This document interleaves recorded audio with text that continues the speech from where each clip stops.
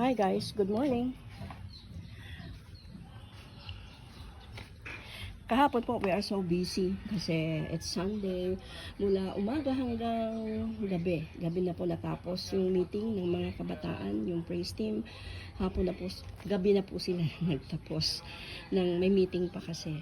So, today is Monday. Nagtanim po ako yung ating pong tira na pichay. Dito po natin itinanim sa ibabaw po ng pot na itong maganda kasi may coco peat, may compost na at saka may garden soil. So in a few days more, babalikan natin.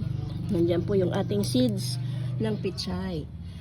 Ito po natalo po ako sa bidding.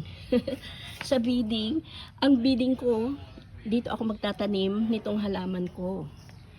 Natalo ako ng aking asawa. Siya ang nanalo sa bidding. Ang bidding niya, itong kanyang mangga na grafted ang itanim. Bumili po siya ng ilang months na rin itong hindi na itatanim. At ang gusto niya dito itanim sa malaking, mataas, 1, 2, 3 na lalagyan. So, siya yung nanalo. Kaya yung halaman ko na napakagandang silver ang dahon. Pag naiinitan, ay dyan na lang muna siya sa tabi-tabi.